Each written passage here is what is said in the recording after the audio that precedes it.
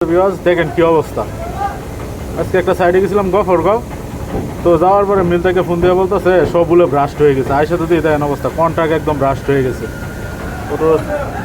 Auto স্টার্টারের পরে আমরা নতুন কন্ট্রাক্ট লাগাই দিচ্ছি, এখন সব কিছু ওকে আছে, আর কোনো প্রবলেম নেই।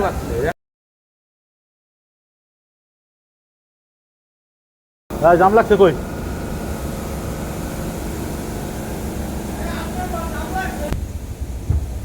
দেখেন আমরা এটা লাগাই দিচ্ছি, ধরেন লাইটটা দিয়ে দিই। মেন কথা বলতে কি জানেন, ফোরম্যান যে এটা লাগাই দিচ্ছি, ভালো মানুষ, এখন সব কিছু ওকে আছে। অনেক এটাই পুড়ে গেছিল, এটাই জায়গায় ছিল আর কি, অনেক ভালো এটা ছিল ওই জায়গায়, তো এটা পুড়ে গেছে একদম। ফায়ার দিয়ে সম্পূর্ণ পাতিটাতে উড়াই ফেলছে। তো আইসা খুলতে খুলতে পাইলাম কি জানেন, এই কন্ট্যাক্ট করার কারণ হয়েছে আপনার এই দেখেন এই জায়গায় কস্টেপ মারা ছিল এরকমভাবে, তো এই জায়গায় ফায়ার দিয়া মানে হালকা হালকা করে আর কভারটা নষ্ট হয়ে গেছিলো, তো এই জায়গায় ফায়ার দিচ্ছে। ফায়ার দেওয়ার পরে কন্ট্রাক্টটা একদম উড়ে গেছে।